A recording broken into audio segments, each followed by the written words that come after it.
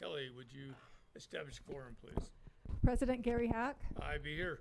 Vice President Diane Gibson Gray, Present. Trustee Ellie Householder, Present. Trustee Mary Rocha, Here. Trustee Crystal Sawyer White. Present. We're all here and we can go into closed session and be back theoretically in 1 hour.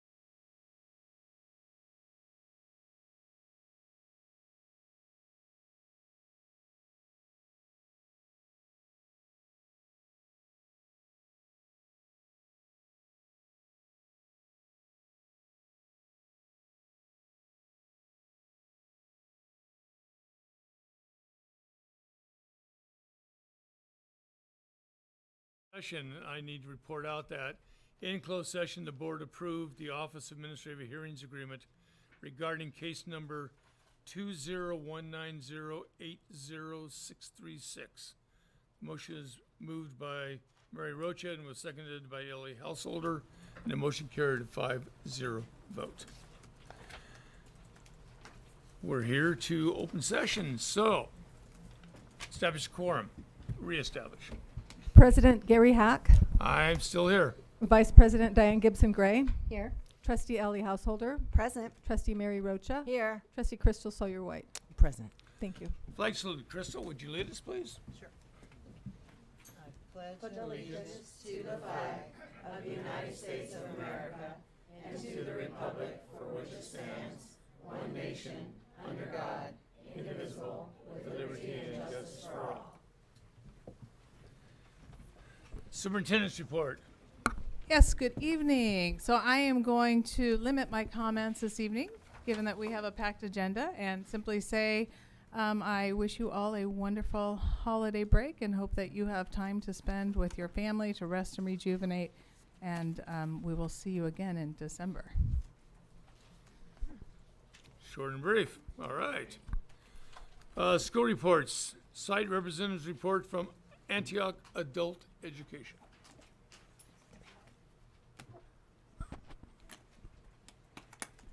Like to welcome up Mr. Beck. He is one of our coordinators that oversees our adult program that is housed on the Prospects campus. And I think they've brought a number of people, and so I will just let him take it over. Thank you for being here, Mr. Beck. Good evening. For those of you who don't know me, I am Bob Beck, and I'm a retired adult school administrator from Pittsburgh.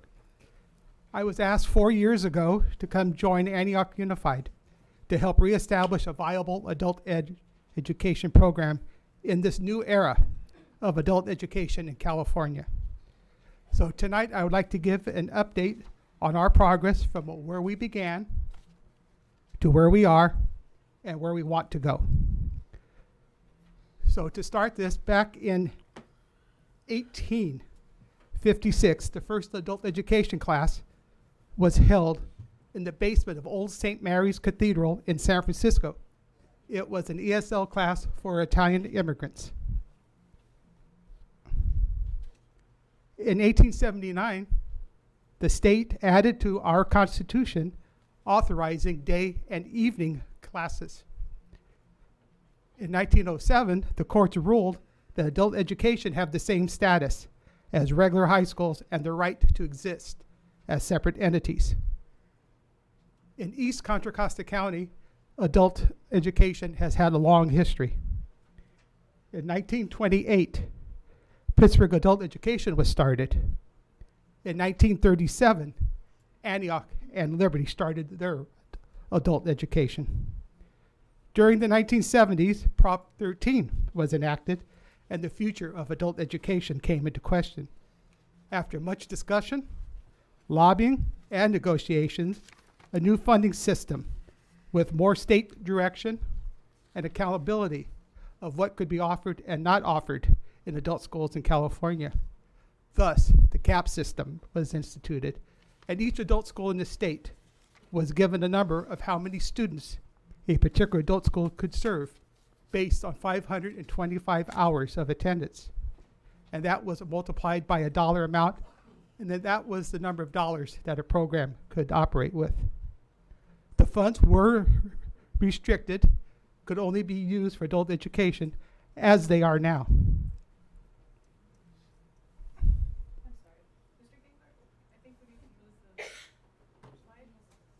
There we go. Okay. So for reasons that are unknown, Antioch received a very low cap and was never really allowed to grow to our full potential. In 2007, when the budget crisis hit and the dawn of flexibility came into being, adult education funding was categorical and therefore could be used by school districts to fund their general needs. Many adult schools in California were closed or greatly reduced. AB 86 in 2013 gave school districts and community college districts 2 years to establish adult education consortiums. And the consortiums had to have a minimum of 1 K-12 adult school and 1 community college. The Contra Costa County Adult Education Consortium was formed with 7 adult schools, 3 community colleges, and the County Office of Education.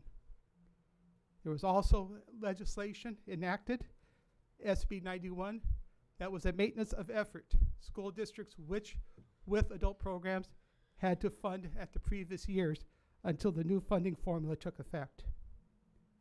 The consortium became operational in 2015 and 2016, and funding allocations were determined for each agency by the consortium.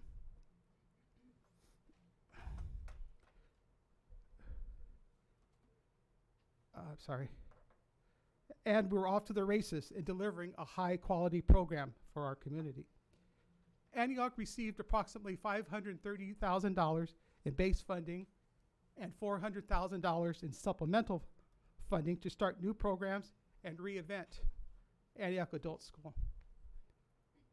Antioch Adult School regained its certification of an approved GED center by Pearson VUE. We were also eligible to administer, which also allows us to administer industry standards as well as CBEST. We have also been successful in getting back our MOU with the Workforce Investment Board so that we could start the process of getting county referrals for adults to attend our program. I came aboard in August 2016 as interim principal of Prospects High School, Encore, and Adult Education.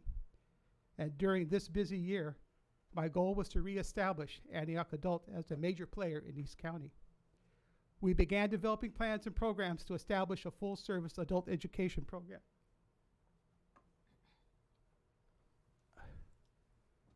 Supplemental funding was used for establishing a Microsoft lab.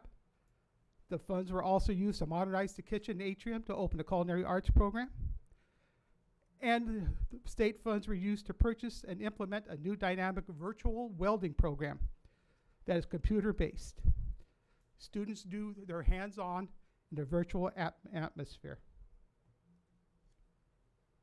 LMC is very interested in working with us to develop a pathway and an articulation for our students. Programs and classes that were being offered were very limited. ESL and our high school diploma program used the independent study model. During that year doing research, when you went to the state adult school locator and you put in Antioch zip codes, you were directed to Pittsburgh or to Liberty. We were not even mentioned on the state database for adult education.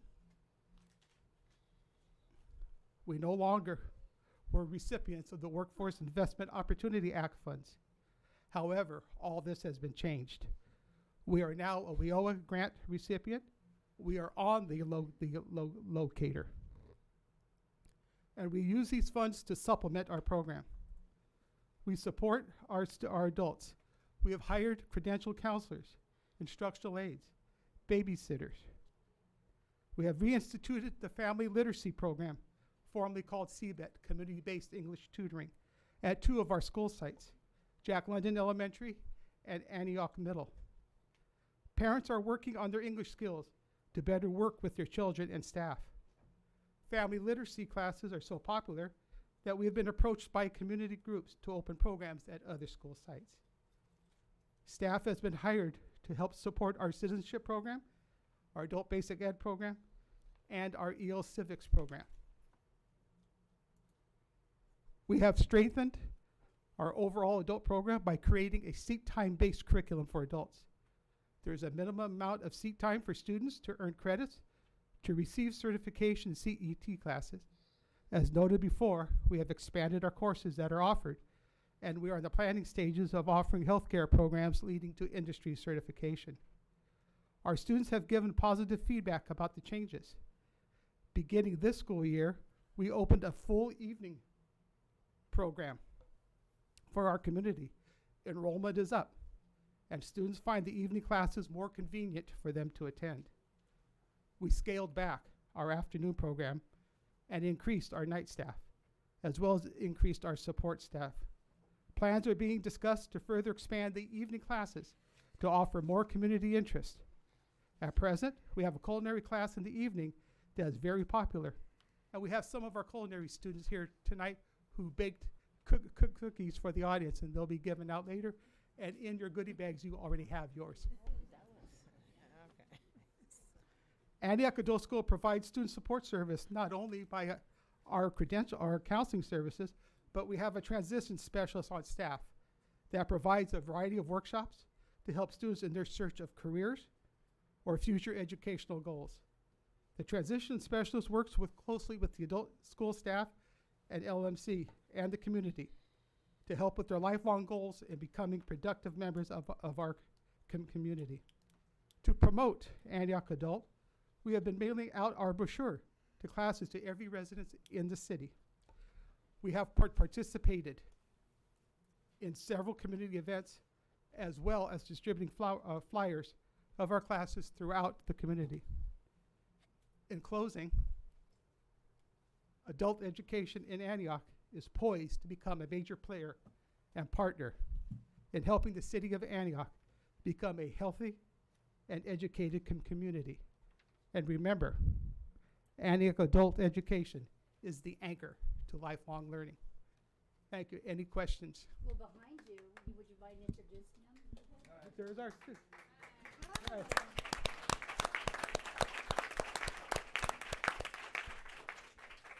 And then these are just some pictures of our classes for you. Mr. Beck, Yes. I'm very happy to hear that you've increased your evening classes. Yes. Because that's where our parents are. They can take that extra class and be able to gain their own direction. Thank you. I have a question. Yes. I enjoy, as you know, the alternative ed graduations. Some of your students graduate in January, correct? Mm-hmm. Have you ever thought about having so we could go say, sometimes they don't come back to walk the stage. Right. I'd be more than happy to meet them on the stage in January or whenever. Whatever. So Yeah. it's just a thought. Yeah. Absolutely. Thank you. I love graduations. Yeah. Yeah. Especially adult. Yes, I love them all. Mr. Beck, have you ever thought of selling your cookies? Have you Well, already? Holidays coming, you know. You could be packaging them up. I will give an advertisement. Our Monday evening culinary class these next 4 weeks is holiday baking and holiday cookies. There you go. So just call the center for information. No. Yeah. So we have those While here for supplies tonight. last. While okay? supply lasts. Children first, I hope. Mr. Beck. I just want to oh, say I'm sorry. thank you Yes. for the presentation. And I noticed the catalog is coming in the mail now. Right. Because before it was Pittsburgh, always coming in the mail. And I was Right. wondering when I first moved here if you existed. So it's great to see the catalog. Right. Well, and Mr. Beck created it in Pittsburgh. My husband was on your community team, so you're known well and far. Well Thank done, you. Yeah. Yeah, for your You do adult have ed a program. reputation. Thank you. Swoop Thank in. you for coming here. Mr. Beck, my only question is, do you have enough space for expansion? No. Is that something that's needed, Yes. that we need to consider? Yeah, we need Yes. to talk and come up with a long range plan. Okay, just wanted to double check. Yeah, and then I also wanted to thank you as well. It was a wonderful presentation, very, very heartwarming. And then one thing I just had a question on was you talked about the pathways and the relationships that are being developed with LMC. So what does that process look like? I mean, or do you have like a timeline for when that relationship will be built or that pathway will be available to folks? We're hoping by the end of this year because we're working with two different entities Yeah. and two separate things. We have an East County Adult Ed and Community College sub-regional consortium that we are working on classes that we can offer and pathways and create new pathways. So the three adult schools plus LMC, we meet once a month, and we're always talking about the articulation and the pathways, and welding is one that we're really interested in getting off the ground, both by LMC and us. So this was our first quarter having the class. Awesome. Thank you so much. And DVC is well attended by our students too. Right. But before I forget, your Oh, there. principal, Mrs. Lord, is out there if you'd Yes, like, Ms. yes. Lord. Where, Just- there's Caroline. Didn't mean to forget you. Yeah, I just want to, I didn't think you knew she was there. So. Yeah.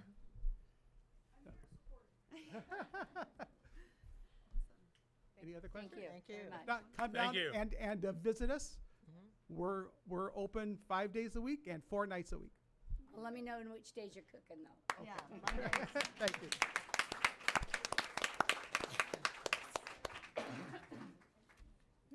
Next item agenda is public comments from the public and district employees. And I think this is the first time we have one. I was going to say, we have none. Now I have one For items not on the agenda. Yeah. for items not on the agenda. So we have one speaker for 6A, and that's Velma Wilson.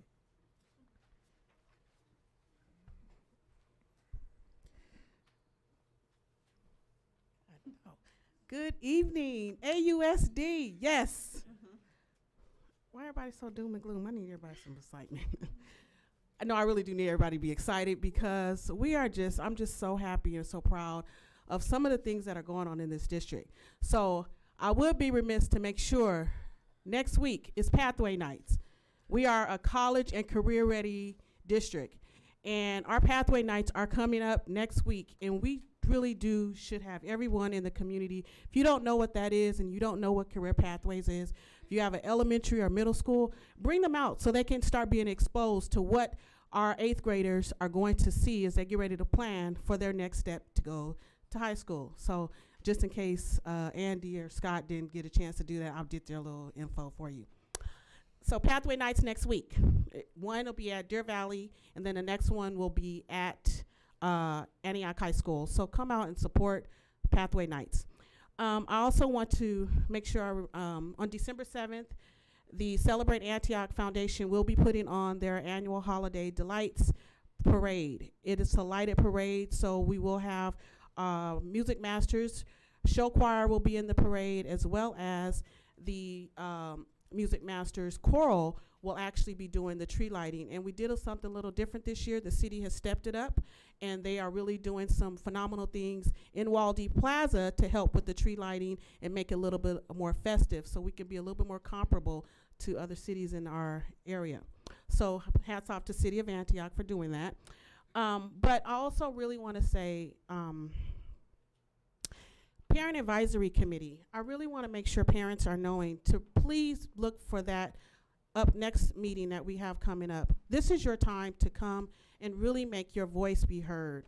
I hosted a parent town hall over at Dallas Ranch, and I was so impressed. It was a packed audience. We did a phenomenal job. Parents got a chance to really speak their truth and their voice with no holds barred, but it was a really good opportunity to come with some amicable solutions and to really make our school communities a lot more feasible and a lot better for everyone. Because again, PTA's motto is every child, one voice. So again, we want to make sure we're using our voice and making it loud and proud.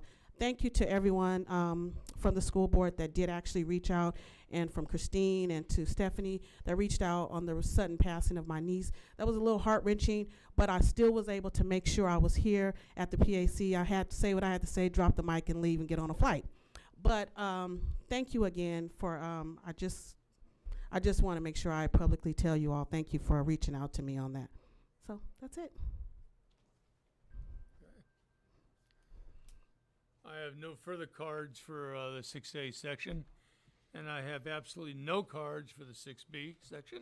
So we go forward to section 7, which is district reports regarding the notice of intention to recommend termination of lease for unpaid rent, Antioch Charter Academy Hacienda facility. Stephanie. Yes, I'd like to bring up Mr. Scott Holbrook. Sorry, I saw Burger House a minute ago. Scott Holbrook, who will be speaking on the item. Mr. President, members of the board, superintendent, cabinet, good evening. I was asked to assist the district with giving the board an update regarding this item and this notice that was issued to the Antioch Charter Academy. To distill it down to its simplest form, really what we have here is a disagreement between the district and the charter school with regard to pro rata shares, or more commonly known as rent, that were charged or not charged, were owed by the charter school to the district. We're not here to talk about any intention to revoke the charter or to close the school or anything like that. It's simply, in its simplest form, it's a disagreement between the district and the charter school. So there's a lot of information in the documents that were attached to this agenda item, and because it's an ongoing matter, I'm going to keep, and you have a busy agenda, I'm going to try to keep my comments brief. But in essence, it was discovered in August that there were some errors on the part of the district in calculating what those pro rata shares or rents should have been. And it was also discovered that over the last 12 years, of 7 of those 12 years, for some reason, the district did not invoice the charter school for pro rata shares due. I'm just going to say rent, because pro rata is just for rents that were due. That, in our opinion, whether the district issues an invoice or not, is a material breach of the contract, because there is no obligation in the facility use agreement to issue an invoice. There is an obligation to pay. Charter school has the benefit of using a facility. There's an obligation to pay. And if for some reason, in our opinion, the district inadvertently didn't send an invoice, there's still an obligation to pay.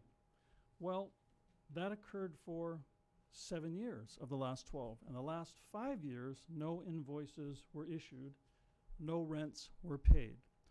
So in our opinion, the fact that an invoice wasn't issued is not an excuse. It's a material breach of the facility use agreement.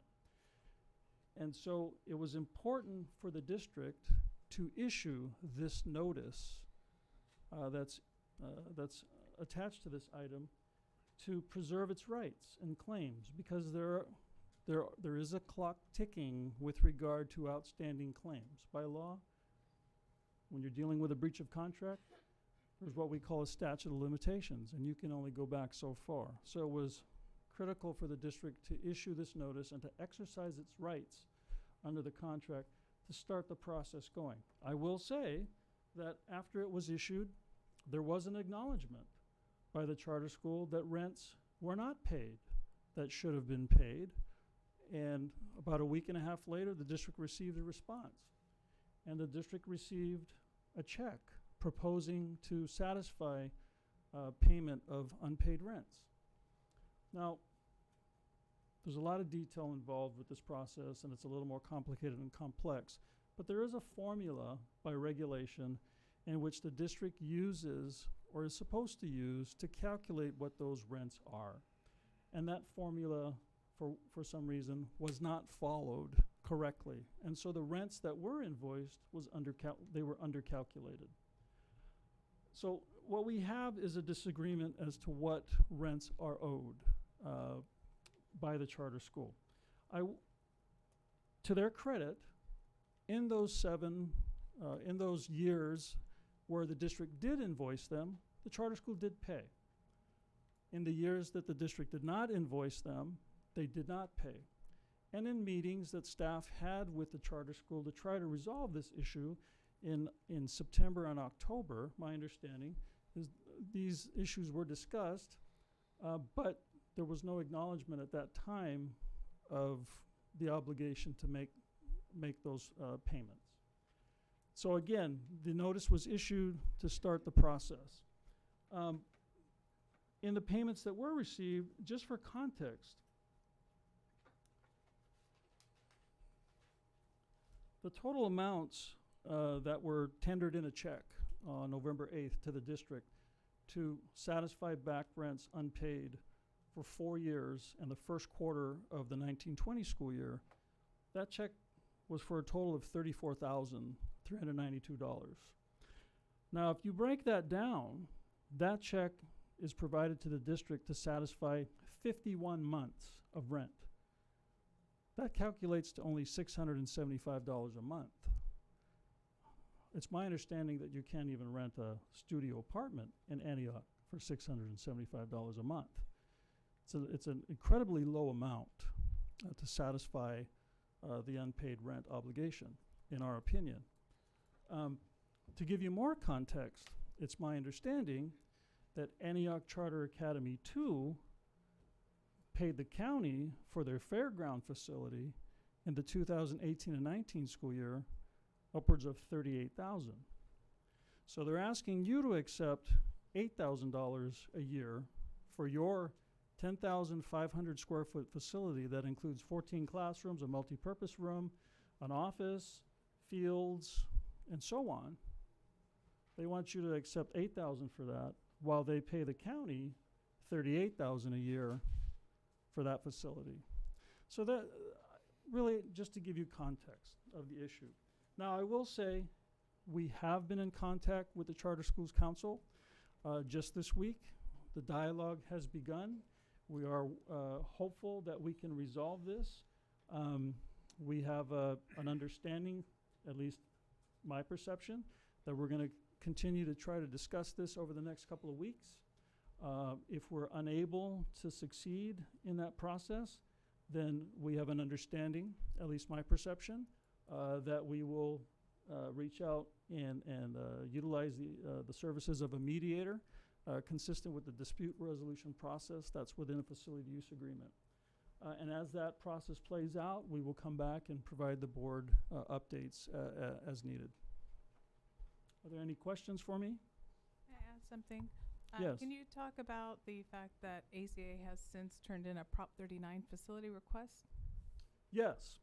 So on November 1st, which is my understanding was November 1st when they submitted it, and that would be the regulatory deadline. They did submit a Prop 39 request to secure or to request that the district continue to provide ACA access to the Hacienda facility. So that process is in play, and that would obligate the district to move through that process to address their facility needs as the district is required by law. And so that process will continue. So at a minimum, there will be a facility in place for Antioch Charter Academy moving forward. Really, we're just trying to work through this disagreement about what the correct rent should be for the site. Any questions? No? Okay. Okay. We have several speakers on this topic. First one is Todd Heller.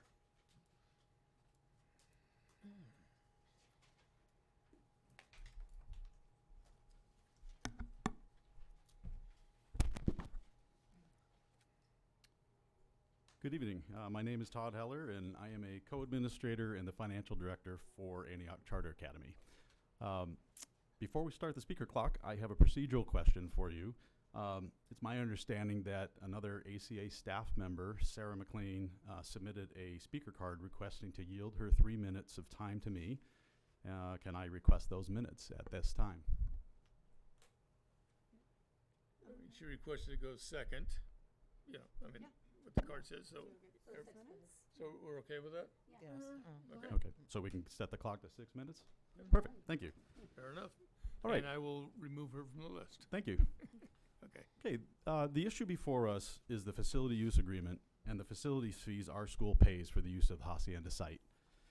Some historical context is important in understanding how the site was developed and what this meant with regard to the development of the terms of the use agreement. In 2001, I approached the district regarding the possibility of developing the Hacienda site as a campus for our school. For a period of over 6 years, I worked with Superintendent Dennis Getch, Chief Business Officials Jerry Macy and Sherry Gamba, and Facilities Directors Dane Riddell and Tim Forrester to bring that vision to fruition through a collaborative effort, resulting in a win-win solution to housing the ACA students.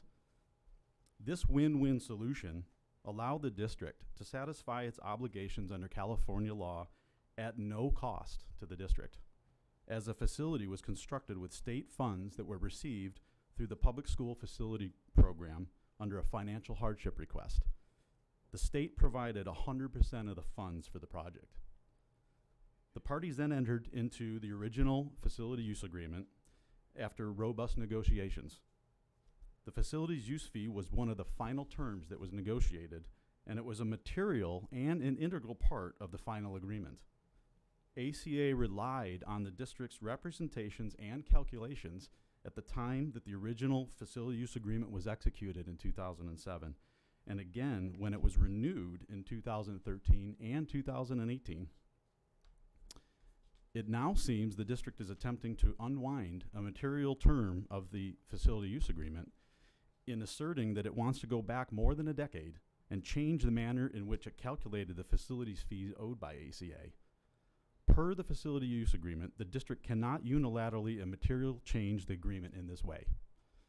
Had the district made any such assertions when the facility use agreement was renewed just last year, the parties might have been in a position to renegotiate this term of the facility use agreement. Instead, ACA once again relied on the prior practice of the parties when it renewed the agreement just last year in 2018. So the district is stating that previous staff made a mistake in how much was charged for use of the facility. We don't believe a mistake was made.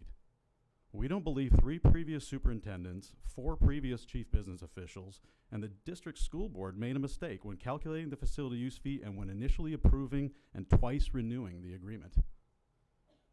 In accordance with the law and the facility use agreement, ACA recognizes and complies with its obligation to pay the district. The facility use fees charged and paid in past years are fair, given the many concessions that ACA made in the original facility use agreement. ACA pays for custodial services at the site, routine repair and grounds maintenance, utilities, site improvements, and furnishings, equipment, and materials at its sole cost and expense. The facility use fees are not intended to be a money-making opportunity for the district. They are instead to place the district in a cost-neutral position with regard to the facilities costs for the site. ACA will continue to honor the existing agreement and will pay the facility use fee in accordance with the parties' prior understanding, practice, and methodology. The district should honor the current agreement and historical calculations of the facility use fee that was relied upon by ACA in entering into that agreement. We are asking the board to direct staff to accept our payments of facility use fees as payment in full, and to issue a letter stating we have fully satisfied the terms of the agreement and are not in default of any terms or conditions of the agreement. Finally, we are asking the board to direct staff to formally withdraw the notice of intent to recommend the termination of the lease that was dated October 30th. Thank you for your time and consideration.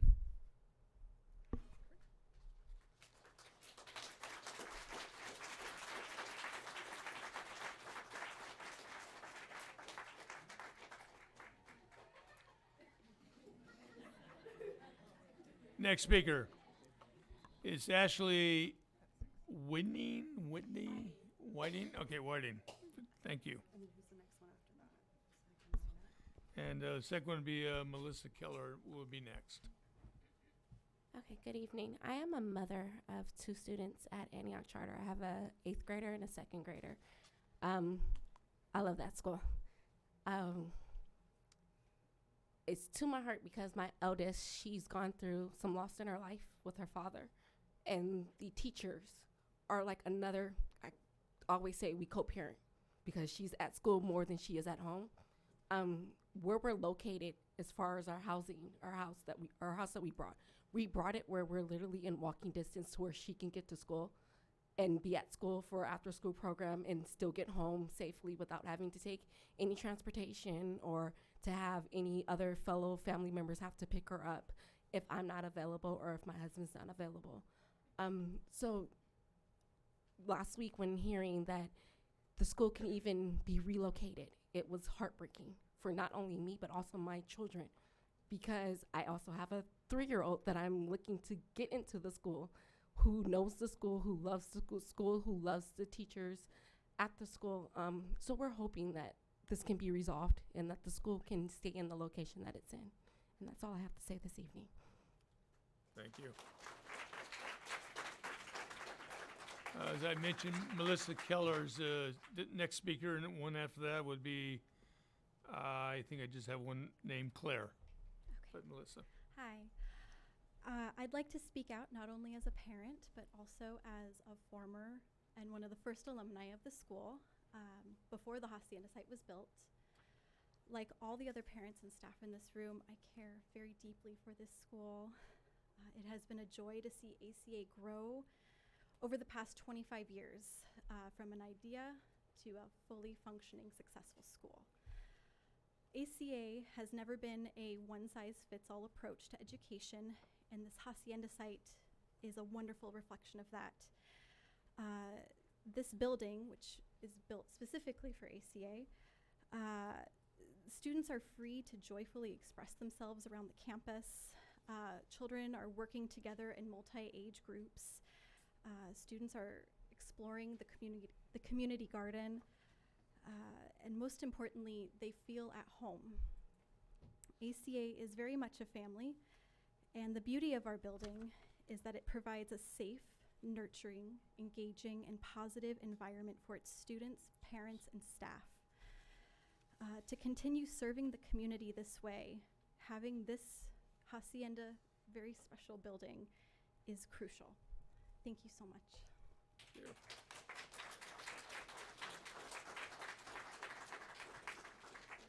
Next speaker is Claire, I think, one name, and one after that would be Logan Pope.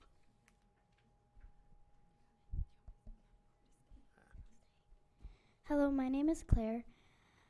I will be devastated if our school goes away. Mr. Abe is my favorite teacher. He helps me in art and is helping me make a prop for our play.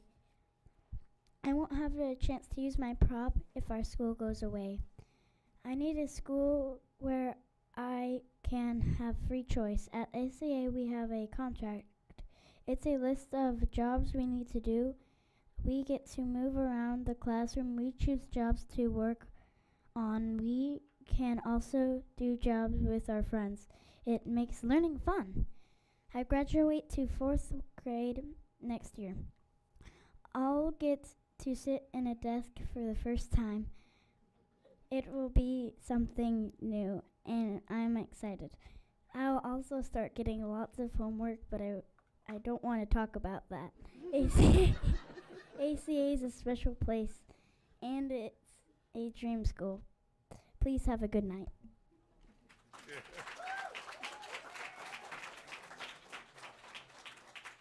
Next speaker is Logan Pope, and the following one would be Chris, I don't know, I can't read the last name, Gargaro, I guess. Hello, my name is Logan Pope. I have something to say about what is going on. This situation makes me sad. I need ACA in my life. If I lose ACA, I'm not sure I will be okay. My teachers have helped me through some hard times at school. We can learn to use life skills. Some of them are sharing, kindness, problem solving, perseverance, patience, and common sense. It's common sense that our school should pay money, but only what's reasonable. It's also common sense that ACA should stay where we are. You have a choice to make between crushing kids' dreams or keeping them alive. Thank you for your time.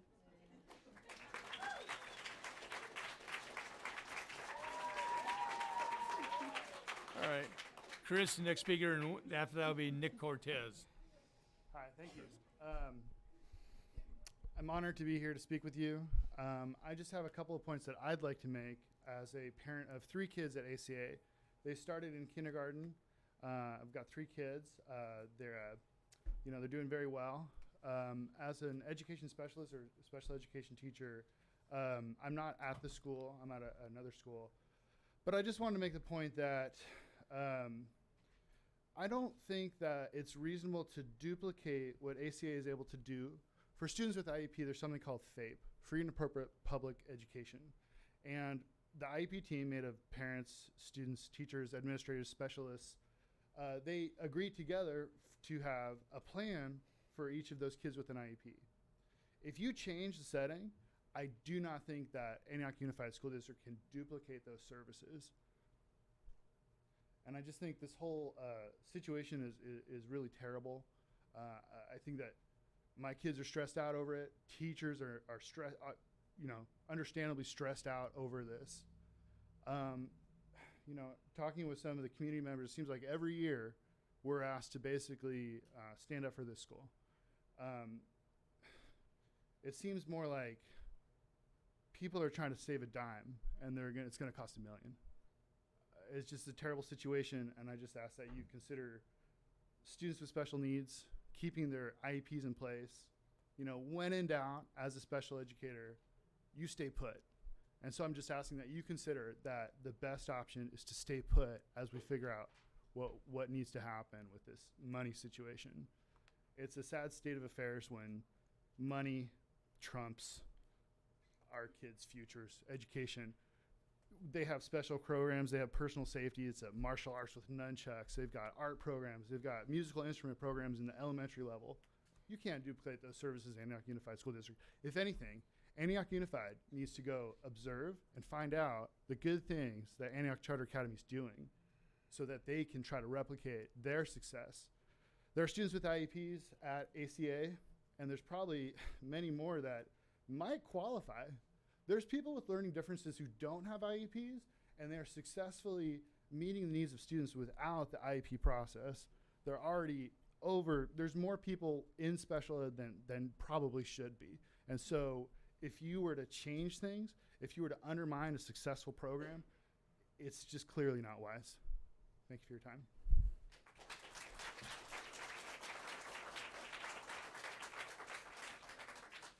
Next speaker is Nick Cortez. If Nick's there, Scarlett Cortez will be next. All right, that's my daughter. There you go. Hello, distinguished school board. My name is Nick Cortez. I just want to say hi to all the parents here. There's like over 100 people outside. Say hi to them wherever the heck the camera. Hey, there we are. My daughter's in the 5th grade. She's been going to ACA ever since. Wow, I like that. Delayed reaction. She's been going to the ACA ever since kindergarten. And I remember, I'm a stay-at-home dad kind of because I work nights. So I'd come in and help out with the class, and I get to see firsthand all these teachers are amazing. They care about these kids, and they have the kids teaching the younger kids too, the older kids, which is great. Right now, my daughter's in the 5th grade, and she has all these wonderful electives alongside regular classes like math and history and all the regular stuff we learn. But as a 5th grader, she gets to take guitar, ukulele, karate, duct tape, art. It's awesome. And now I'm a part-time chef.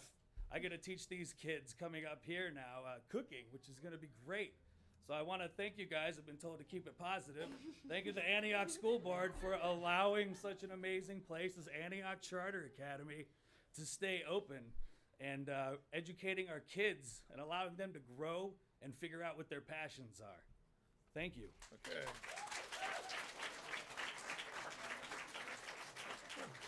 Yeah, I don't know if that was Scarlett, but Scarlett Cortez is here, and we next have Autumn Cortez in the family. Hi, my name is Scarlett, and I've been at this school for 6 years, and like my dad said, all these electives are so cool. We have music, all different types of music, art, and you get to make a lot of cool things. And we can tell that the teachers really care about us, and they've helped us through a lot of things, and we've learned so many things. And in science and app class and in language arts, we can do all these cool things, and the teachers, like I said, help us solve problems, and they don't just accuse us of things. They help us work it out, and they let us explain each side and come up with a solution. This is why I really like this school. Thank you.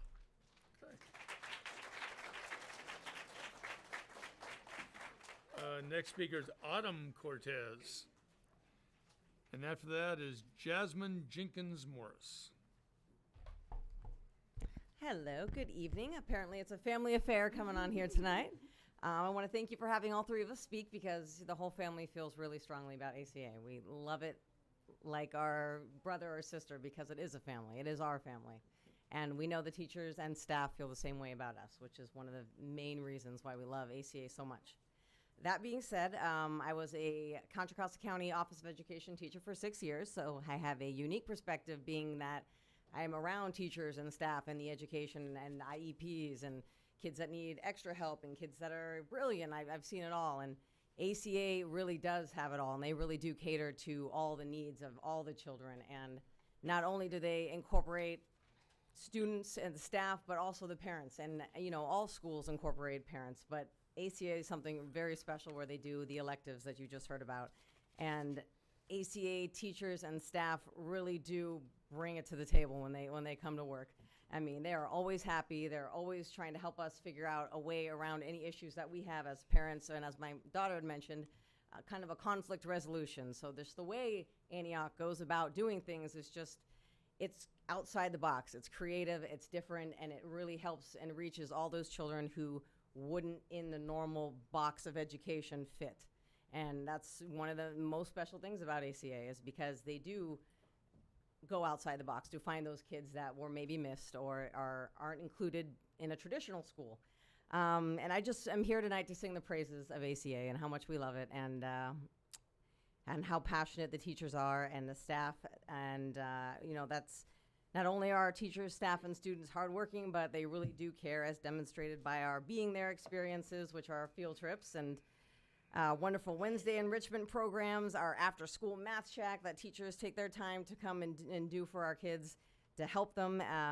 We also have the electives, as we mentioned, our, what else? We have our community garden, our classroom pets, and it's just every time you go there, there's something new. Something new and exciting happening at ACA, and they're constantly in contact with newsletters and positivity, and there's just never any negativity, and it's refreshing because it's something that I haven't seen consistently in the school system until I met ACA, and especially here in Antioch, which is kind of hard to do. So bravo for Antioch teachers and staff, and thank you so much for allowing us the time that we have had so far at the Hacienda site. Thank you so much.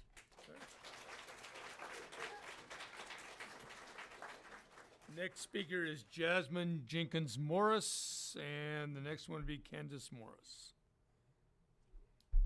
Hello, guys. I want to say that all the teachers and all the students don't want to change this school because it's a great school and I love this school.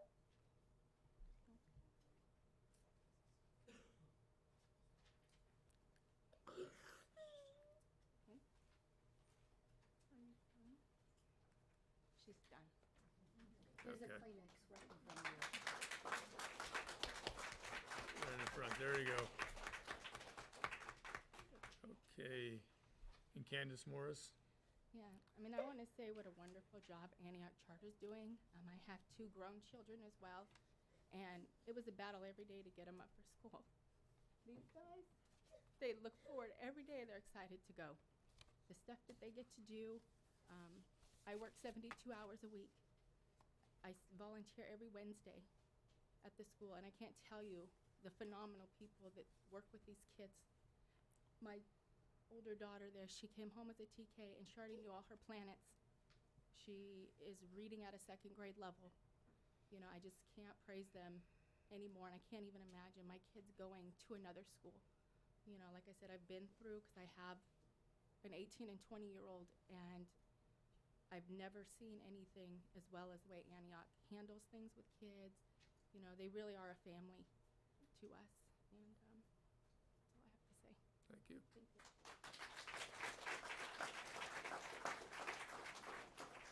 Next speaker is Jocelyn Jenkins, and then Zoe Dillinger. There you go. I got it.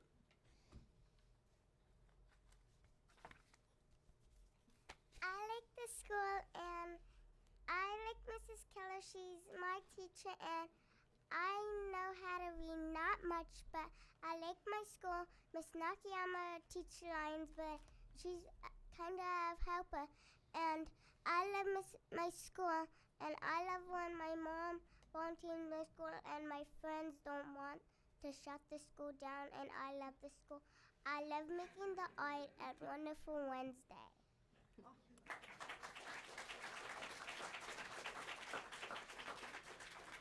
Zoe Dellinger, and the next one is Eliza McCutcheon after that. Hello, my name is Zoe Dellinger, and I was gonna say, ever since I came to the school, I was 4.5 years old, almost 5, and there was something about the school when I first came. I was like, the teachers were so nice, and they were very understanding, and I could talk to them about anything, and and the students I made tons of friends the first day I came, and they were all super duper nice. And ever since I came to the school, I had such a great education because I struggle with math and work. And this school, I am able to just kind of, the teachers can help me, and then I feel better about myself. I just feel relaxed, and I'm like, okay, I can do this. And then electives are hardly any schools I doubt have electives, and ours, we have so many fun electives like music. Obviously, everybody loves it, makes people happy, and we have so many choices to do for electives, and it's something we love we can do at our school that a lot of people can't do. And every time, when I come to this school makes me happy. And I bet if I didn't go to this school, I would be hating it, because this school, every time I go to school, I'm happy and excited. And the agenda, most schools don't have agendas. It's normally just you detention, you detention, you detention. And for our school, we can just sit down and talk about the problem and then resolve it, and the teachers understand, they solve it out, and then I feel so much better after that. So that's really great. We have an agenda, and thank you.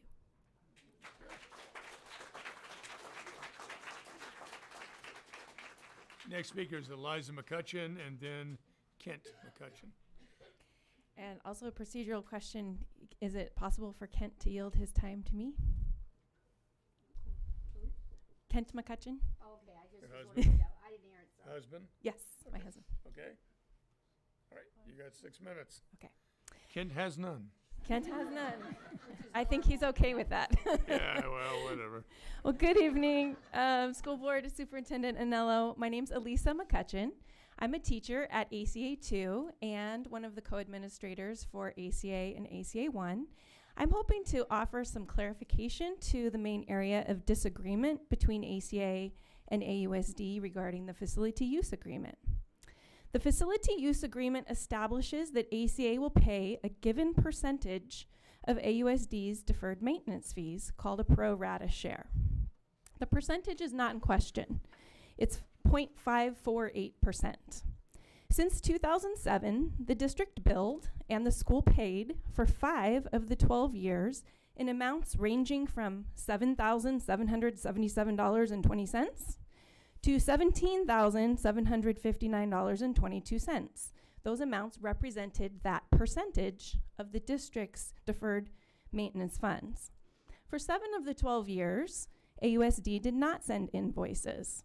The district suggests, and we heard tonight, that ACA should have known to pay anyway in the years it didn't receive invoices. But it wasn't a fixed amount. It varied over the years based on the percentage. How was the school supposed to know the amount to pay based on that percentage? It came from the district and the district's financials on the year that it came. ACA set aside money each year to pay fees. Estimating an average of the 5 years that it was billed, ACA thought, okay, someday we'll get billed for about $10,000 a year. We expected for the 7 years that we weren't billed, maybe we'll get a bill for about $70,000 when that bill comes due. Instead, in July, the school received a bill for $1.3 million. That's a very big difference. Because of that huge discrepancy, again, errors in the accounting department, because the district said there were no payments made over the course of those 12 years, when in fact, the school had to provide documentation that for 5 years the district did bill and the school did pay those amounts. So we were trying to figure out why had this amount changed more than tenfold. So we attempted to explain the basis of the original facility use agreement, as Todd did a little bit tonight. And based on the invoices that the school did receive, the amounts, that percentage was based on an amount anywhere between $2 million and $4 million of the district's deferred maintenance fee. Now the district is telling us there were errors in those calculations, and that the district instead had maintenance costs of $14 million to $23 million a year. Again, a very large difference. Again, that explanation was that the prior district staff had inadvertently miscalculated the pro rata share payments due. Can you understand why ACA is trying to figure out this amount before paying it? It's kind of like if you sometimes get a PG&E bill for $70, $100, $120, and all of a sudden you get a bill for $1,000, you're gonna wanna figure out what happens before you just go ahead and pay that $1,000 bill for PG&E. ACA met with AUSD representatives, but an agreement was not reached. At that meeting, Ms. Anello suggested, and ACA agreed, that per the terms of the facility use agreement, she would initiate mediation so that a neutral third party could help us come to an agreement. We were in agreement with that. Instead, we received a bill of $128,000 over, more than 12 times the average invoice received in the past, and a letter threatening to recommend termination of the facility use. The facility use agreement has not changed, so why did the amount billed increase so much? The district is telling us there were errors in accounting and business departments. Can you understand why we are questioning the amount that's being billed? ACA agreed to terms in the facility use agreement, which put 100% of ACA's facility costs on the school. As Mr. Heller mentioned, custodian, maintenance, furniture, lights, utilities. AUSD provides some of those services. They bill the school pays these amounts regularly. The district out of pocket for maintenance and operations of ACA is $0. The district has never had to pay 1 penny for the cost of the school. By changing that base amount that the percentage of the invoice is based on, in essence, ACA is now being double billed. We're being asked, please pay 100% of all your maintenance and operation costs and pay this percentage of all the district's operation and maintenance costs. This is not fair. It is not what was agreed to in the original agreement in 2007. I am requesting the board to direct the AUSD to come back to the table to try to once again reach an agreement with ACA and to not use termination of the facility lease as a threat to make ACA comply. ACA expects to pay a fair, reasonable facility use fee as was worked out by both the school district and the school in the original agreement in 2007. I echo what was said earlier. I'm hopeful that we can resolve this disagreement. Thank you.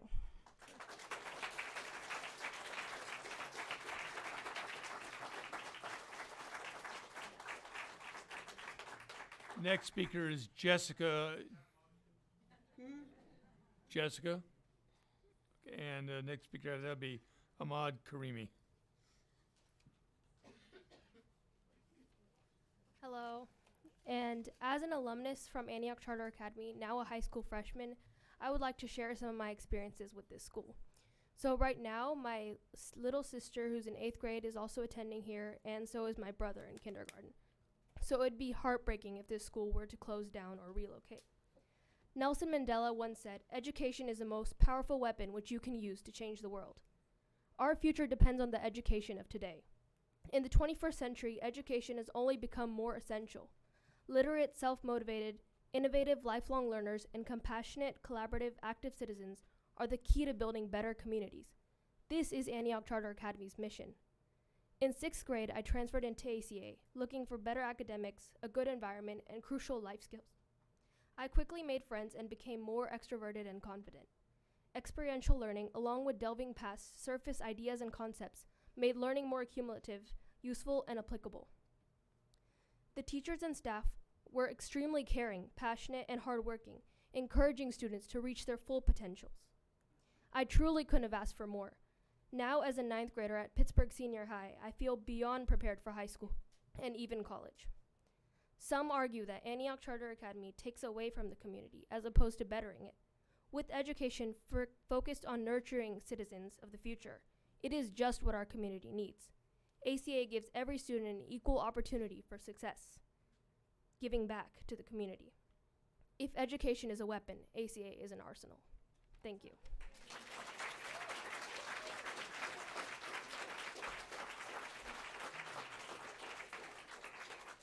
Ahmed Karimi and then Katie Lawrence Burchett. Good evening. My name is Ahmed Karimi. I'm the father of 2 kids at ACA, one the 1st grader and a 4th grader. Over the weekend, I asked the school to send me the MOUs and the facility use agreement to basically read through it and see what's actually going on and why we are here at this time. Actually, I don't want to talk that much about like what's in the agreements and who has here the right to say those things, but to my opinion, I could not find anything that justifies the drastic intent of the district to basically terminate the agreement with the school. But that aside, I'd like to talk to you as the father of a kid of special education. My wife and I were terrified of the prospect of sending our kid to one of the regular schools in Antioch because our daughter used to go to one of those, and we saw how they treated the kids with special needs in those schools. So we were truly terrified by that idea before our kid was ready to go to school and become 5 years old. But once we found ACA and we were allowed to send our kids there, I can tell you my child has thrived from a kid who cried his eyes out the first day of school to a baby boy that is actually disappointed that he cannot go to school on weekends. So that's something that tells you about the environment, about the teachers, about their programs, about the amount of attention they have to special kids like my son. So to basically round it up, I urge you to not put us in that position to be terrified again about the future of our kid.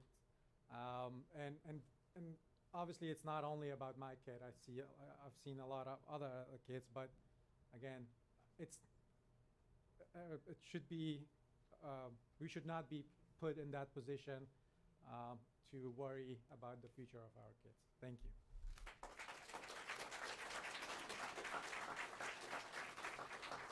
Next speaker is Katie Lawrence Burchett, and then comes Norman Chevy. Hi. A lot of you actually know me. I'm old school Antioch. My parents both taught in the Antioch Unified School District since 1963 in the music department, and gave a lot of their heart and soul to the Antioch Unified School District. I did not expect to be a music teacher at Antioch ACA. I've always done private music, and I was pulled in because of their programs. I was pulled in by their programs. I was pulled in by the fact that they encourage and support their teachers. I started out with 5 kids in the advanced program. And today I have, just in strings, that's 5 strings. And just today I have over 32 string players playing in my program. I also have over 23 kids playing ukulele and 24 playing guitar. We have kids in the band, and any time a kid gets, we have a rock band. The thing that's really wonderful about our school is the fact that if a child has a problem with their learning, I can sit down with them, I can take the time and work it out with their teachers, and I can sit down with them personally and move their fingers and say, this is your key. This is the key to the kingdom. Well, but see, you may giggle, but the thing is it's very pertinent to them. It's an important thing. See, what I feel that ACA does is we developed life skills. I am not teaching music to have them quit when they are seniors in high school. I teach them so they will be musicians for a lifetime. So it will change their life for a lifetime. Not to mention the fact that most of the kids that graduate from ACA, are members of the Antioch Unified School District. And by the education that they are receiving at our school, who gets the benefit of that when they're doing testing and opting out as seniors and graduating? It's only a win-win situation for the school district as well as our school to be in communion with each other to try to support. There are more programs than just mine. There's art, and there's sports. There's so many different kinds of things that the kids get supported, because we know as educators, it may not be math that gets them and floats their boat. It may be something else in their life. Did I run out? Thank you. Thank you. Good to see you. Next speaker is Norman, and Debbie Hoban after that. Hi, good evening, folks. Thank you for the privilege to speak to you guys. I might be rambling a little bit, gotta keep an eye on that clock. I'm basically an Antioch resident for a little bit over 17 years. I have a wife that works for Antioch Unified School District as well. I've got 2 kids, Tobias, who's 7, and Tia, who's 10, who attends Antioch Charter Academy. For about 10 years, I worked for a local nonprofit training adults with job skills. And as the person before me spoke, she talked about the importance of life skills. I have worked with adults in generational poverty who have never learned the things that they should have taught in school. And it was always just a privilege and a joy for me to drop off my kids every day, knowing that they're in a safe learning environment where teachers care and they're learning life skills. You know, the students of this school will hopefully not have to not know how to do things in life, you know, that they teach in this school, on top of all the electives that they do. And so this is a pay it forward situation. If we close this school, you don't know what future impact that's going to have. You can just see all the parents and the kids out there. They care about this school, and they don't want to see it closed. I think about myself as a parent who goes to work every day. You know, what is going on here? We're talking about closing a school. You know, we don't, you know, right now, we don't even know what the hell is happening to our country with our president. And there's just so much instability. And you're talking about closing a school. You know, parents, we don't got time to worry about this. We need you guys to do the right thing. And that's, you know, and I know this is all about numbers and dollars and figures, right? Because, you know, like any business, you have to worry about that, of course. So I just want to show you, just as a parent, you know, the school sent me this PowerPoint, and I could be a better parent. You guys probably know this more than I do, but the CAASPP scores, are you guys familiar with the scores of this school? And if you are, you must know that this school, on average, is higher than most other schools. And we're talking about closing this school? How does that make any sense? So I'm just going to leave you guys with that. Thank you for the time.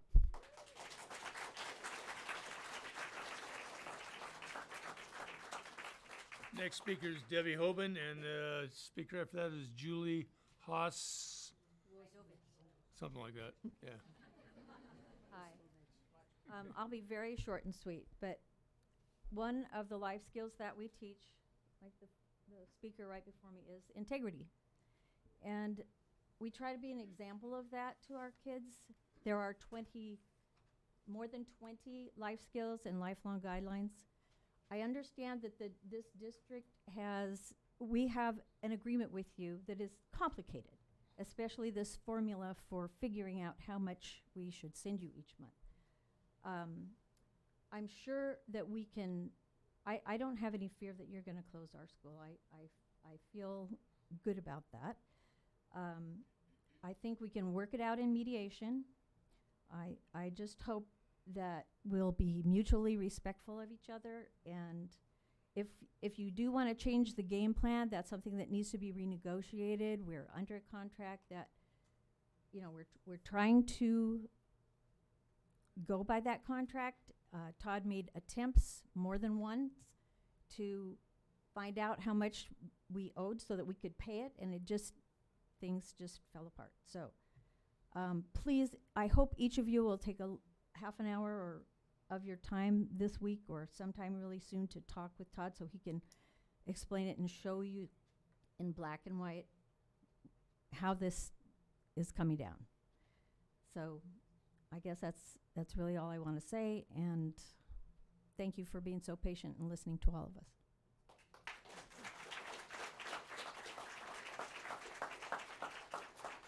Next speaker is Julie.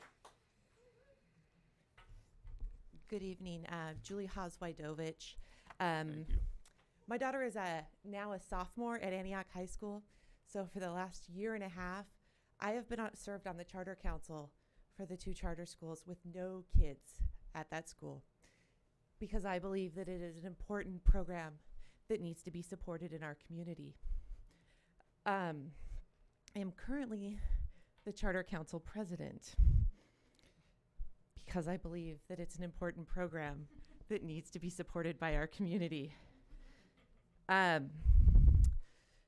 now, we have been a very fiscally responsible organization. We've put away the reserves that we thought we needed when those invoices came so that we could address it. We keep a reserve so that in times like our recent downturns in the economy where we've had less revenue, we have been able to ride those out.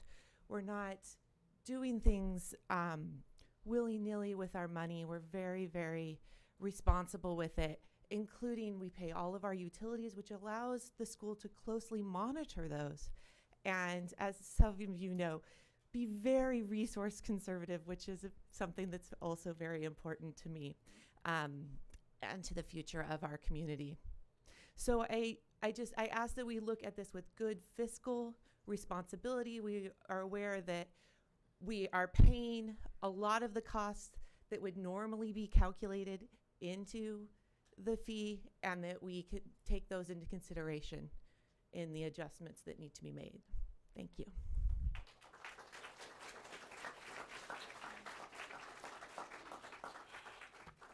Thank you, Julie, because you are the last speaker card that I have. No, thank you for all of you coming and sharing your thoughts. That's always very important that we hear your thoughts. So, what do you say? Take a 2-minute break? And if you need to leave, you can do that, I guess. Okay? Before we do Thank that, you. I just Go ahead, have Diane. one clarification, and maybe it's the attorney. Both sides agreed to mediation. That's where it's moving towards, right? And that the start of that mediation is sending that letter, correct? Well, my understanding is we're gonna start, Yeah. so we have started Conversation. conversation with their council. It's my understanding that we're gonna, over the next couple of weeks, continue those conversations to see if it's possible to resolve it. If we're not able to resolve it, then we're going to pursue mediation. And that's that letter that was sent as part of it, correct? The letter that was, the notice of intent that was sent? Right. Correct. So that starts, if we need mediation, that had to have been sent, correct? Well, that letter had to be issued to secure the district's claims moving forward, because the contract is very specific that when a material failure occurs and failing to pay rent is a material failure, there's a specific process that the district initiates by providing them notice and an opportunity to cure that material failure. So under the contract, it's a 60-day requirement. The notice notified them of the 60-day requirement, but also, as an alternative, laid out the option of agreeing to a 3-year plan to spread those payments out. But that letter had to be issued to preserve the district's claims because, as I said, there's a statute of limitations that clock is continuing to tick. So in order to initiate the process, that notice had to be issued. Okay, and the reason I want to clarify that, plus one other thing, the Prop 39 ensures that the school is going to stay open, correct? Correct. I don't want any more kids crying. I just want to make sure. And Mrs. Hoban also said, you know, she doesn't feel that we're here to close the school. So anyway, I just wanted to reiterate those things, having little children cry. And I appreciate everything that they said, everything the parents said, but this is a process that's going to continue. So I hope that you'll sleep a little bit better And tonight. I want to add one more thing. We asked throughout the meetings that we've had on several occasions where ACA believed we had miscalculated, and they could not identify that. We remain open to hearing where they believe we miscalculated. Okay, I just want to make sure. I appreciate, I'm sure we all do, appreciate you taking your time to come here, but I hope this helps you sleep a little bit better tonight. Any other comments before we take a break? Can we have a little break? Thank you. No other comments. All right.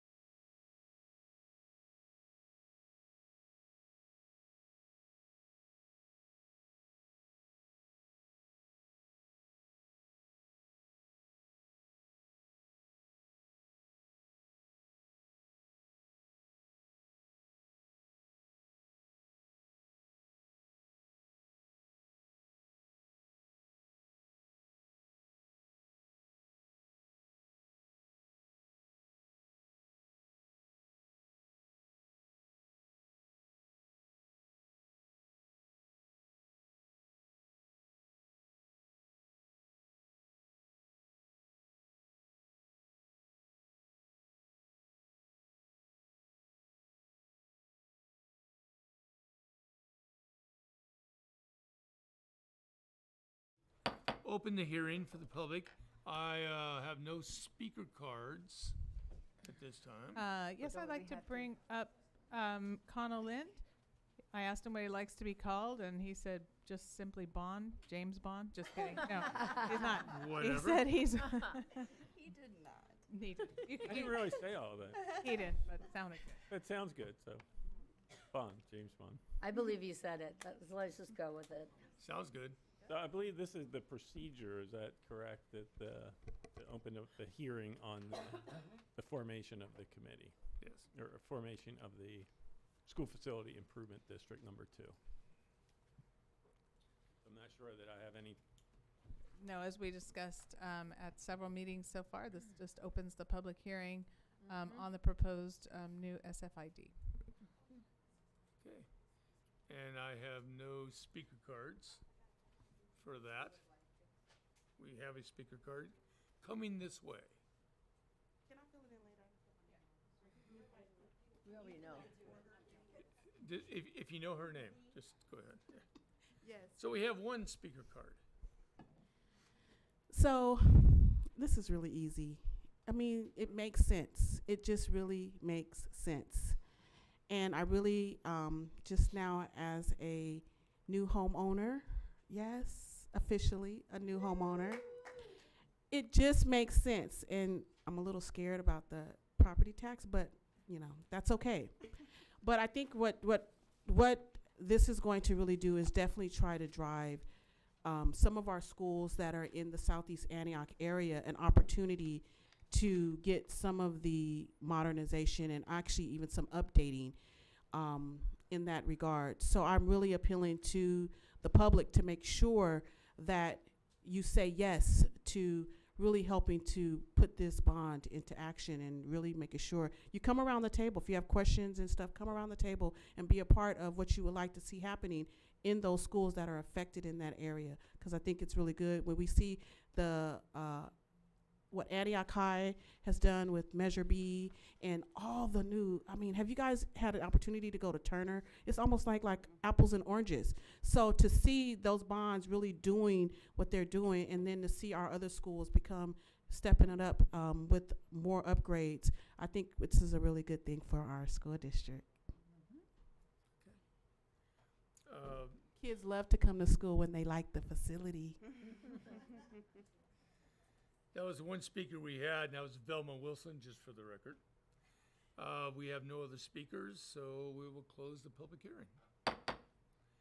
On to section number 9, resolutions for immediate actions. A, resolution 2019-20-16, ordering the formation of a school facilities improvement district. Yes, I would ask that the board approve this resolution. I will move approval. Second. Motion and second. All in favor say aye. Aye. Opposed? It is passed. B, resolution 2019-20-17, ordering a school bond election to be held in school facilities district number 2. And I would again ask the board approve this resolution as stated in the staff report. And I move approval. I'll second. All in favor say aye. Aye. Opposed? It passes also. Going on to section number 10, public presentations. We have none. 11, consent items. Any items you want to pull to discuss? I would like to just say on number F, how much we appreciate the donation for the washer and dryer for Antioch High from Limited Appliance and Design, Lou and Vanessa Hellman. So it's going to be in the consent, but I just want to call it out because in one day it was asked for and it was donated. It day wasn't there. even asked to them. Okay. So thank you. Jessica, do you have revisions for classified and certificated? Sorry. J and K? We have revisions to J and K, which are in front of the board this evening. Okay. Do we have any that you want to pull for discussion? I would like to pull P. Letter P like Paul. You For want to pull it discussion completely? or- Pull it Pull it off completely. the consent Pull it calendar. off Yes. totally, I'll okay. remove it. P? I'm sorry, you said P. Okay, P. P like pole. Yep. Um, Pull to discuss.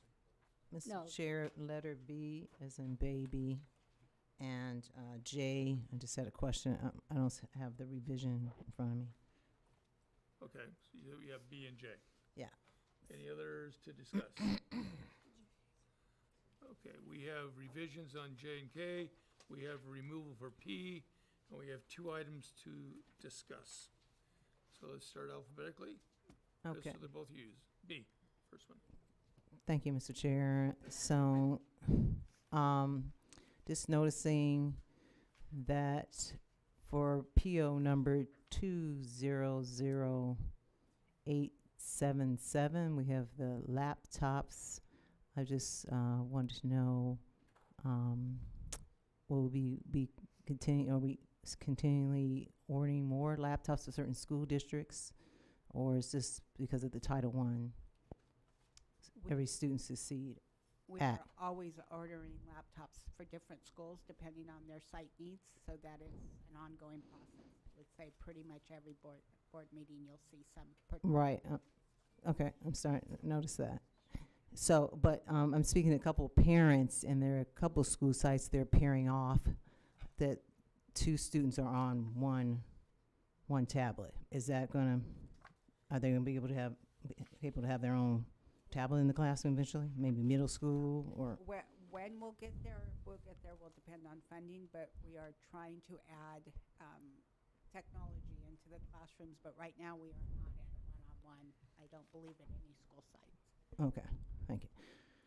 Okay, and then PO 2000, I guess that's 893 for 100,000, and then one below that 200896 for 900,000. Are these the services for that particular school?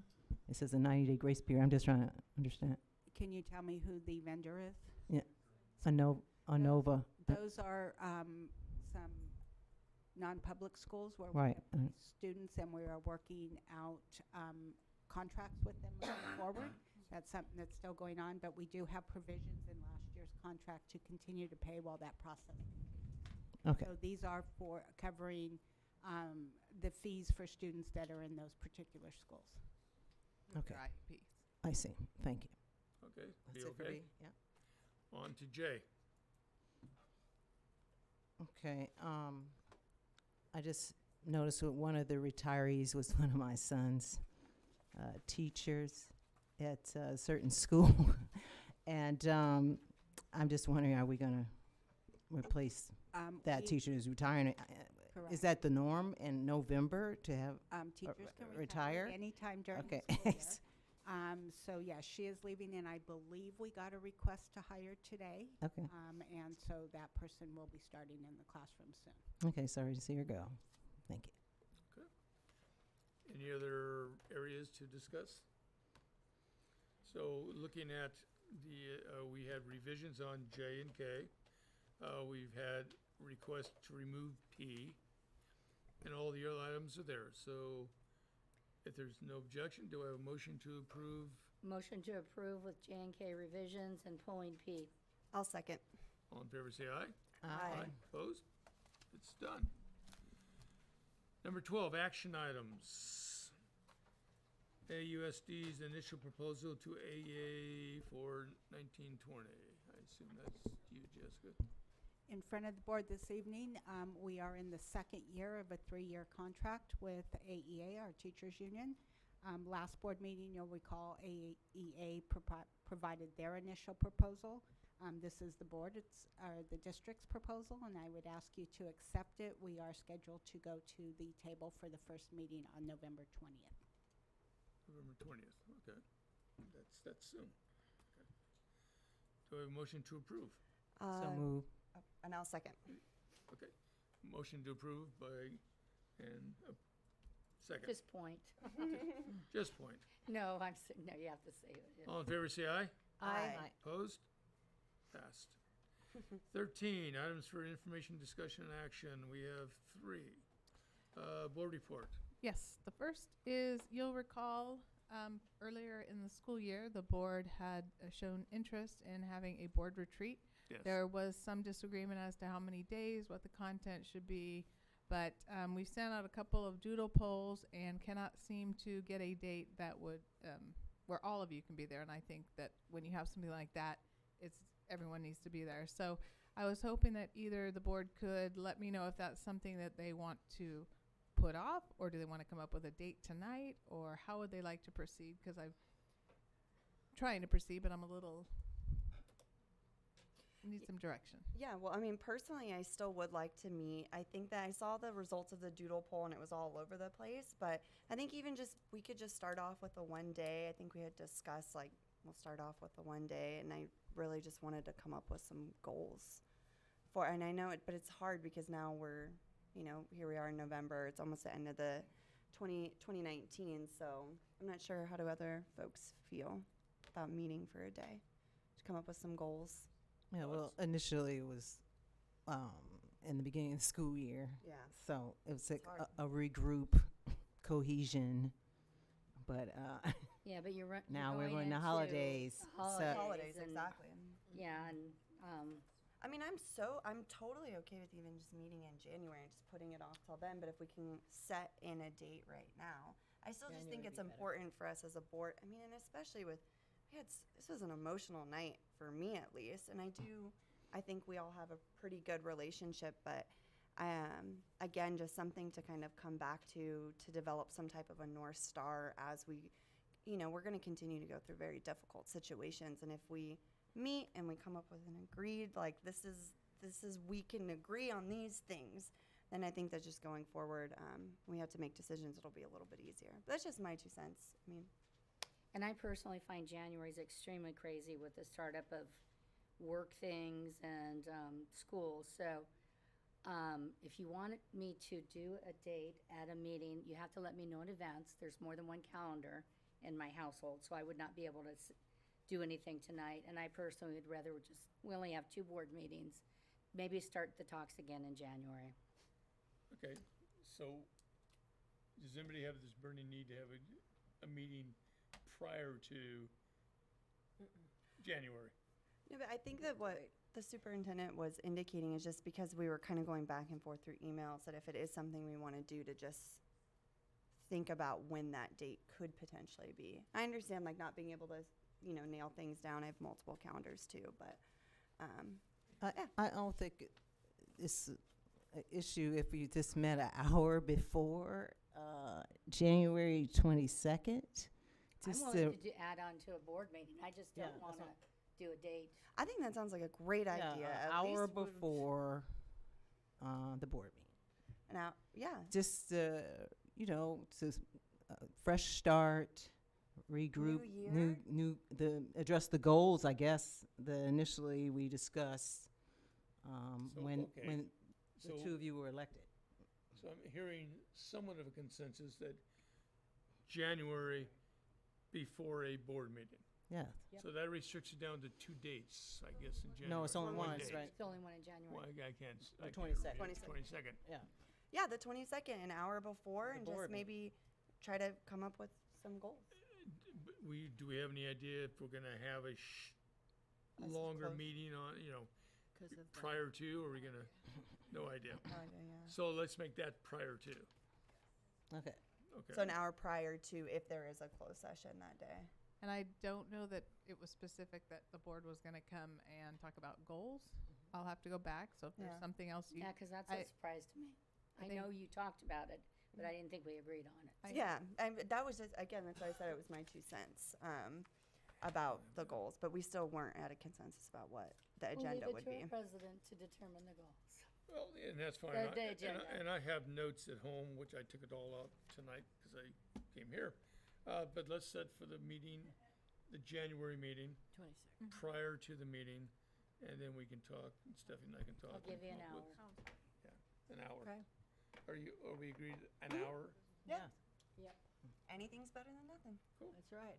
That's good. All right, that works. All right. Second one, social emotional programs. Mary, that's yours. Right, and I've already had my discussion with the preschool situation, and I've got a good understanding of that, and I thank the staff for giving me that input and time. As to the social and emotional, I imagine I will be having either, we'll have a presentation, or somehow we'll have some information directly to me. I'm not sure how you want to handle it.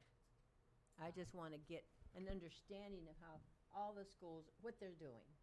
I know what Okay. Park is doing, and I know maybe another school what they're doing, but I don't know overall. So you would want to report in some manner on Let what's me happening in know the how district. the emotional part is being taken care of for our students, because we have more issues.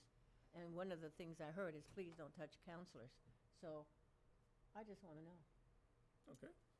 Is there 3 of you who would? Oh, absolutely. Yeah. Okay, so I'll talk with staff and determine the best way to give you the information. Yeah, because Sounds good. I'm just thinking too with LCAP Goal 3, we do have a lot of our social emotional programs in there. So I think that that could be a way to identify, like maybe through site plans or how they're spending S&C allocations for social emotional or something like that.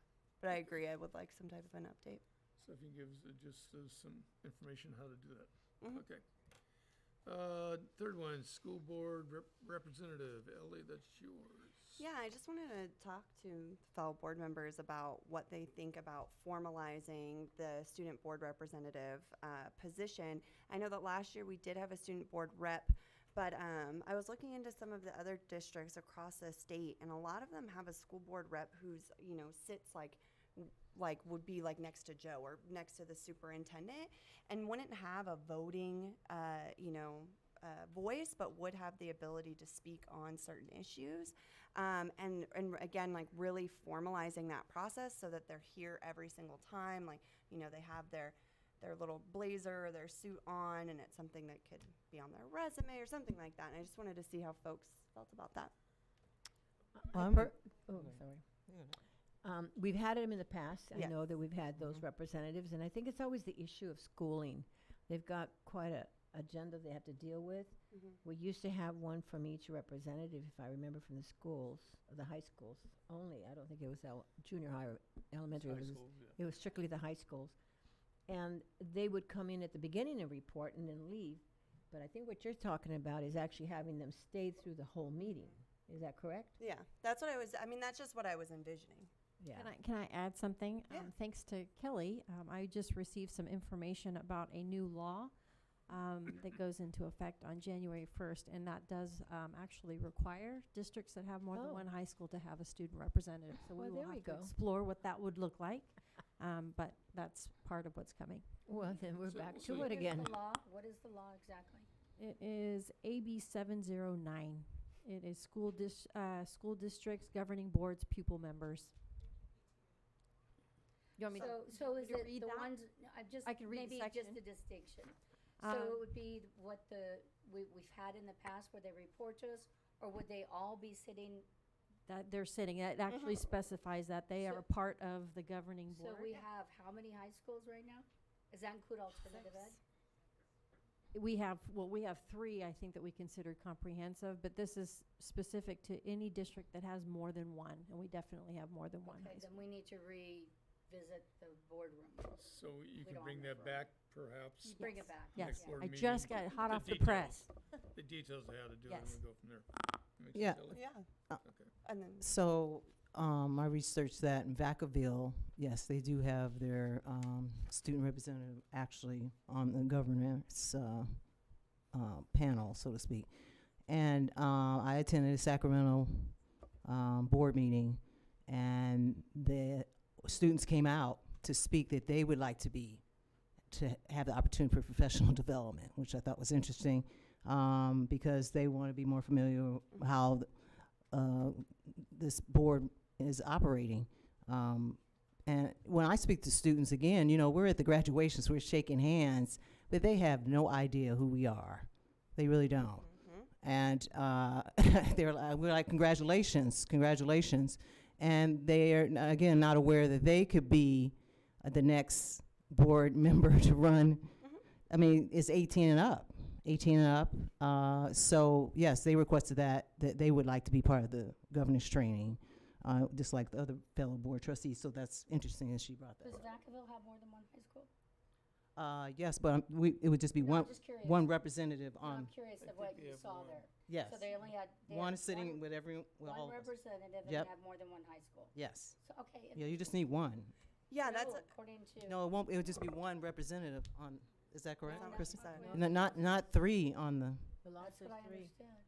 It's just that districts that have more than one high school have to have a student representative, but One. it can be one or more. It would be Right. for us Okay, to determine. I misunderstood. I thought it was.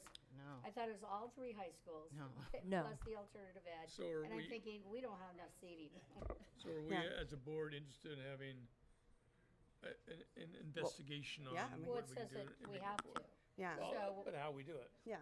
and we're not gonna do it today. Yeah, I so thi- that'll be in January sometime. Yeah. We'll find out more. And then just one quick last thing on this. The way I envision it in my mind's eye is to have an alternative ed and a comprehensive high school student who sit on this board for, maybe it's semester long, maybe it's year long, but they're here and it's not just a representative giving us a report, but someone who's an active member. Because to Trustee Sawyer White's point, we do make a lot of decisions here, and a lot of, especially our young people who are the most impacted, don't know about it. So I just think it's a great opportunity to develop their professional skills, look really good on their resume, and just bring some, vitality into what we're doing. And there's gotta be a process to be able to Absolutely. do that, which I you would can love bring to back interview us. them, Then I don't know, then we this can is kick it my- around. Yeah. Fair enough? Fair. I'm Okay. excited. Let's go on to number 14. Resolutions for first reading, there is none. 15, there is none. 16, there is none. 17, there is none. 19, information items for general information, there is. A and a B. A is 2018-19 Annual Developer Fees Report for public review.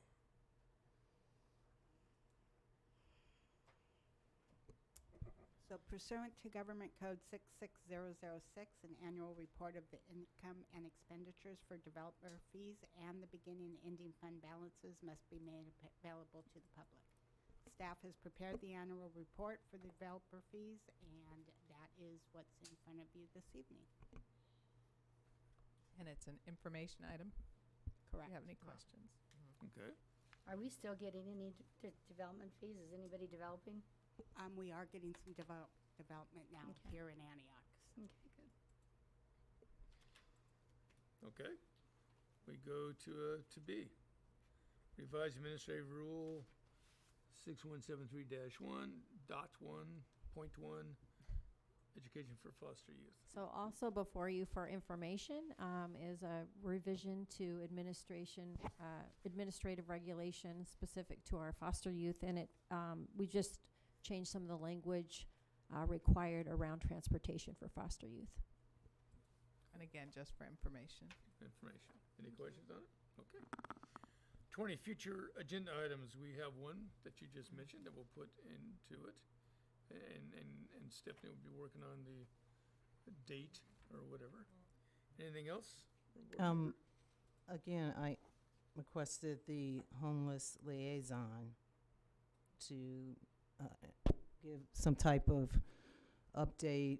She attended the National Association for the Education Youth Conference, and I think that was the annual conference. Correct. That Right. conference just ended actually the middle of last week, so that Okay. information has been prepared for you for this Friday's board letter.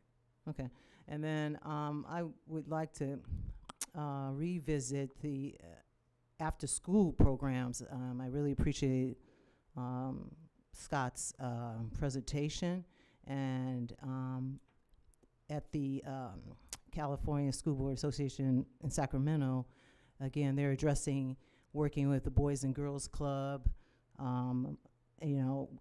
addressing the after-school program, not just homework help, but addressing critical thinking. And it's interesting that Antioch Charter talked about life skills. My son was enrolled there, and I'm familiar with that.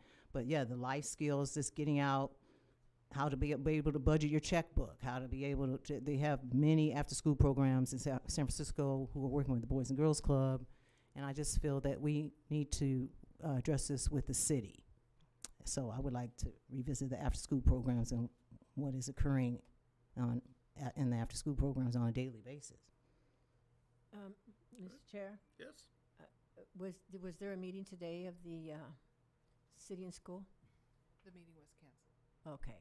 It seems that that's a good subject to bring into the city and school site, because those are the leaders that can make some exchange information and maybe look at that after-school program. Okay. We have no additional speaker cards, so we go down to number 22, reports from board members. Memberships, going to other places, district. I don't think you care that I went to Reno for a week, do you? Depends Glad on to know many you're money. still well. I don't gamble.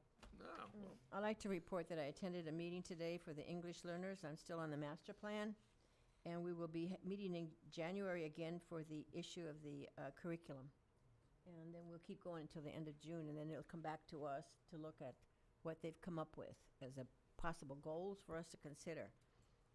Actually, I have a privilege too, since I have grandchildren at the park, that I've been able to go to the baseball games.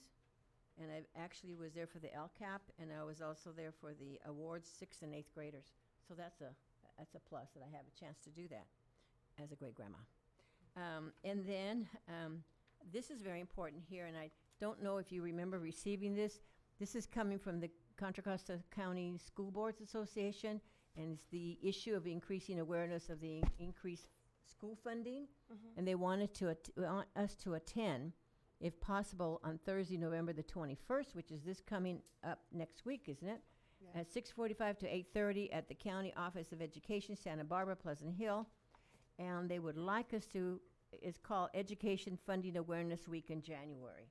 So that's what they're gearing up for, and they would like to have, parents, teachers, educators, classified administrators, and school boards to make a plan for a countywide event for January. And at this time, I'm hoping that we can attend. It would be November the 21st. And I think that is it. Yeah, it's very informative. I've attended those every year, so I plan on attending. Yeah, I mean, and just a quick note on the Antioch City District Ad Hoc Committee. We were supposed to meet today.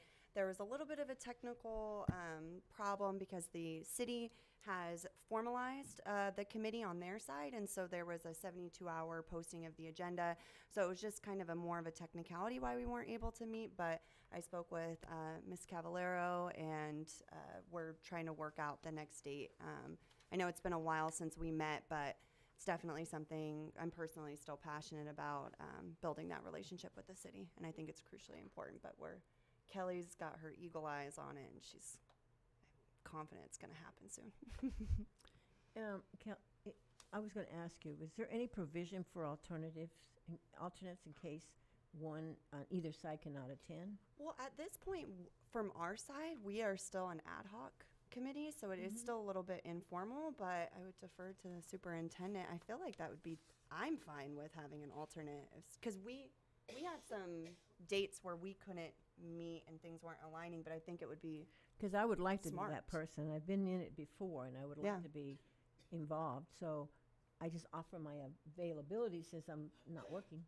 So could we do that if there's a date that like we all, everybody could meet except maybe Diane couldn't meet or I couldn't meet? We'll Given tap the you fact in. that we haven't even really established a relationship yet, and we've only had one meeting, I would prefer to hold that off until we can start the processes. Yeah, and it maybe, I don't know. I briefly talked to Kelly about this earlier, but what would it take for us to make it more of a formal committee on our end?